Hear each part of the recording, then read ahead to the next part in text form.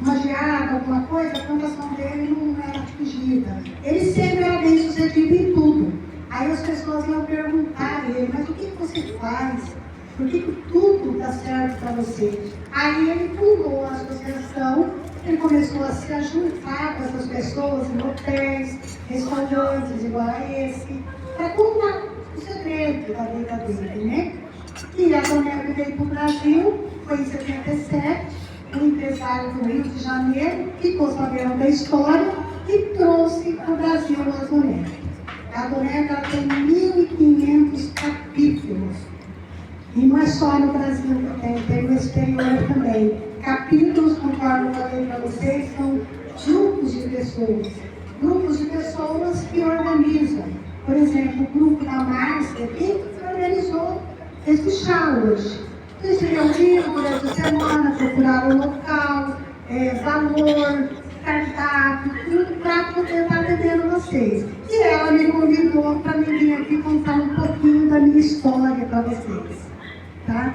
A minha história é longa, mas eu vou resumir bastante. E eu espero que vocês gostem. Eu nasci num lar cristão. Meu pai e minha mãe eram pessoas simples, trabalhadores. E meu pai era um homem muito bom.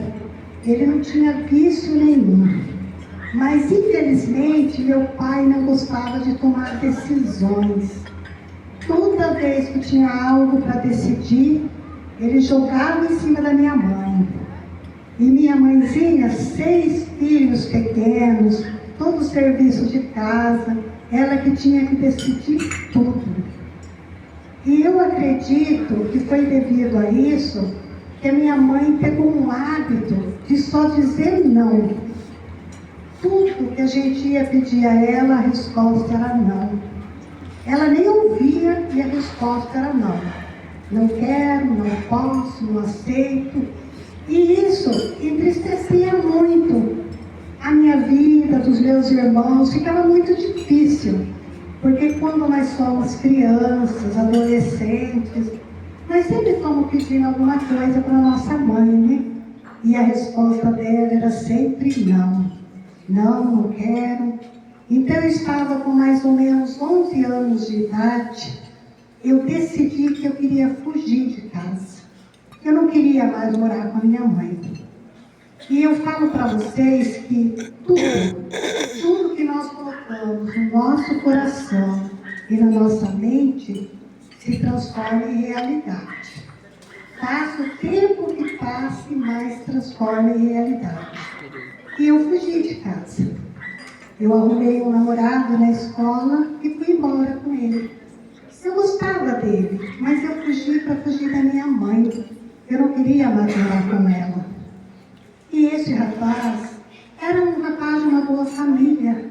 Ele me levou para a casa dele, falou para os pais que ele me amava e que queria se casar comigo. E o pai e a mãe dele gostaram de mim. Disseram que eu ia ser a filha que Deus me tinha dado a eles. E eles providenciaram o nosso casamento. Eu me casei no cartório, na igreja. Com 15 anos de idade, eu já era uma mulher casada. E a minha vida não mudou muito. Porque a família dele, além de ser uma boa família, eles eram muito bem financeiramente. Então, eles nos sustentavam em tudo. Nós morávamos todos juntos, numa casa grande, bonita, e eles sustentavam em tudo. Eles me tratavam realmente como uma filha, eu me dava bem com meu marido, e a vida seguia. Quando eu queria, eu ia ver meus pais, e a vida estava seguindo certo. Só que passou-se mais uns meses, meu marido parou de estudar e começou a beber. Ele ficava o dia todo nos bares, bebendo. Ele chegava em casa de madrugada, totalmente embriagado. Muitas vezes ele não conseguia nem abrir o portão, ele dormia na calçada. Aí começaram as nossas brigas, muitas brigas. Minha sogra um dia me chamou e disse: filha, já tem 2 anos que vocês estão casados. Por que você não dá um filho a ele? Um filho fazer ele tomar juízo e ele vai parar com essa bebedeira. Eu achei a ideia dela maravilhosa. E naquele dia mesmo eu parei de tomar o anticoncepcional que eu tomava. E naquele mês eu já engravidei do Rodrigo, meu único filho. E ele foi muito amado, muito esperado. As duas famílias muito felizes com a chegada dele. E ele trouxe muita felicidade mesmo. Meu marido também ficou muito feliz. Só que ele não parou de beber por causa disso. Pelo contrário, ele bebia cada vez mais. E eu, com a maternidade, eu só dava prioridade daí a meu filho. Eu queria dar o melhor, era para o meu filho. Aí eu comecei a ficar constrangida. Que tudo que eu queria comprar para o meu filho, eu tinha que pedir dinheiro para minha sogra. Eu não trabalhava, eu não tinha dinheiro. Meu marido também não. Então, eu decidi arrumar um emprego. Minha sogra disse que cuidaria do meu filho para eu trabalhar. E eu fui trabalhar num escritório de contabilidade. Eu não ganhava muito, mas eu aprendi uma profissão ali dentro. Eu aprendi muita coisa ali dentro. E os dias foram passando, os meses passando, eu fui mudando. Eu passei a ter sonhos, eu passei a ter planos de vida melhor. E já vi que não tinha mais nada a ver com meu marido, porque ele não tinha sonho nenhum, ele não tinha plano nenhum. Ele só bebia, dormia e brigava comigo. Não sei se vocês já conviveram com alguém que é vítima do alcoolismo. É muito difícil. O alcoolismo ele é um vício que se transforma numa doença muito séria. Mas na época eu não sabia disso. Eu só sabia que não gostava mais dele, estava cansada das brigas e decidi me separar. Eu sempre gosto de falar que divórcio é algo muito sério. Divórcio tem que ser muito pensado, porque ele traz consequências para a nossa vida. Mas na época eu era muito jovem, eu era muito imatura. Eu não pensei nas dificuldades de criar meu filho sozinho. Eu não pensei em nada disso. Eu simplesmente contratei uma advogada, paguei e ela fez meu divórcio. E já de início, eu já tive um grande problema. Porque com o salário que eu ganhava, eu não conseguia alugar uma casa decente para eu morar. Então eu fui morar numa república de moças. Foi o pior lugar que eu morei até hoje. Eu não tenho nada contra repúblicas, eu sei que tem repúblicas boas, mas aqui eu fui morar não era boa. Aqui eu fui morar e eu sofri muito ali dentro. Sofri muito mesmo. E falo para vocês que na Bíblia tem um livro que chama Provérbios. Nesse livro de Provérbios tem um versículo que fala assim: ensina a criança o caminho que ela deve andar, e ela nunca se afastará dele. A minha mãe, ela tinha me ensinado esse caminho quando eu era criança. E foi devido a esse caminho que ela me ensinou que eu não segui outros caminhos. Poderia ter seguido um caminho de prostituição, de drogas, mas não.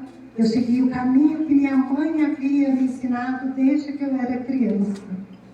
Minha mãe, na simplicidade dela, ela tinha me ensinado que, em primeiro lugar, tem que amar e temer a Deus. Segundo lugar, tem que trabalhar, estudar, pagar as contas em dia e guardar dinheiro. Era esse o ensinamento dela, sendo o principal, amar e temer a Deus, em primeiro lugar. E eu continuei procurando outro lugar para morar, porque nessa república não tinha condições. E me veio à minha mente que não é que os aluguéis tinham subido muito, era eu que estava ganhando muito pouco. O escritório de contabilidade me pagava pouco pelo trabalho que eu fazia.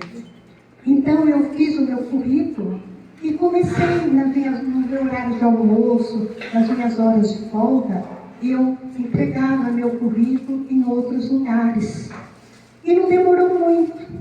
eu arrumei um trabalho no escritório de uma grande empresa e passei a ganhar 3 vezes mais.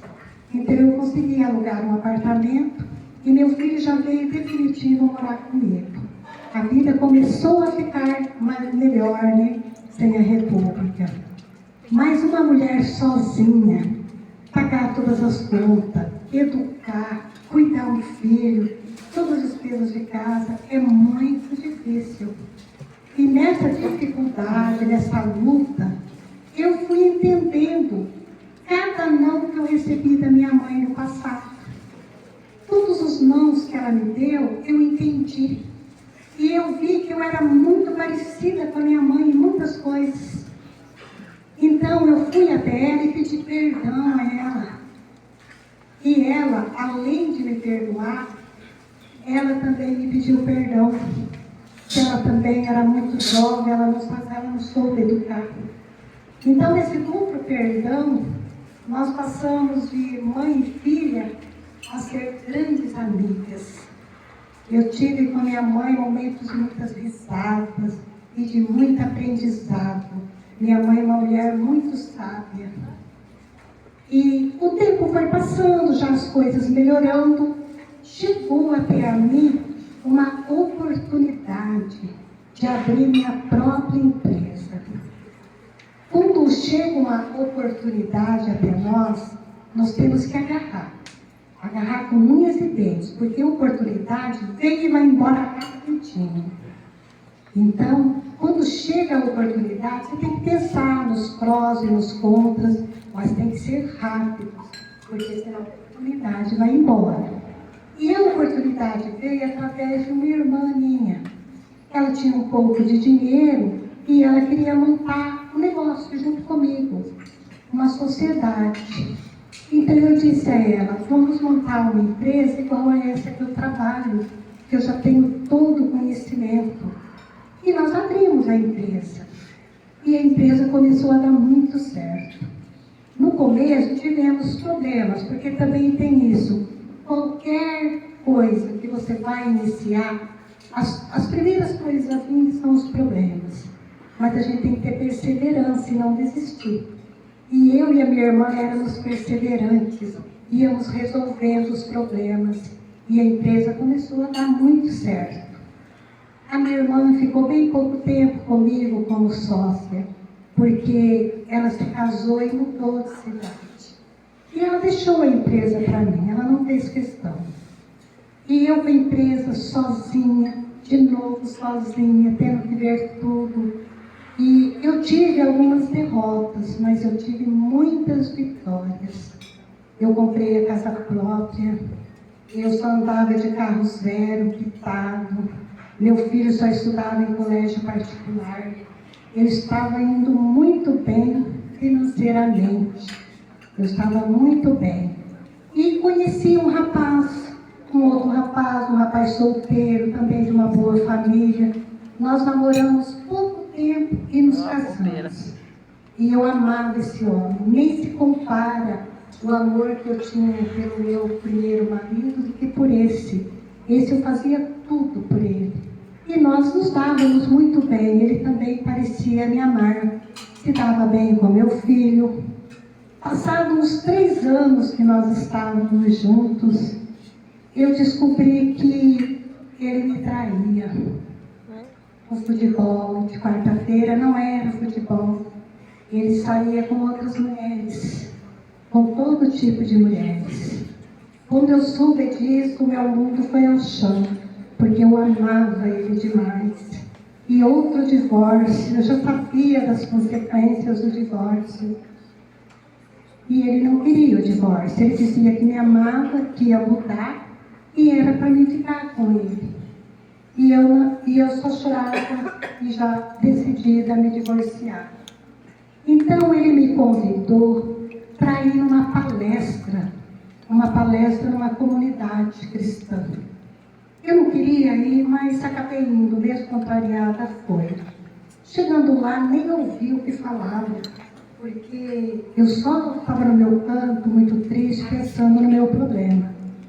Só que no final, O palestrante chamou todos assim que estavam ali e falou assim: tem alguém aqui que não tem problema? Falo para vocês que neste mundo não existe ninguém que não tem problema.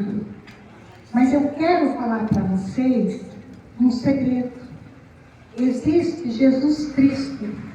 Se você fizer uma parceria com Jesus Cristo, Ele vai te ajudar a resolver os problemas. E na hora, eu ouvi aquilo e fui até a frente. Porque tudo que eu queria era alguém para me ajudar a resolver meu problema. E eu fui até a frente, repeti uma oração.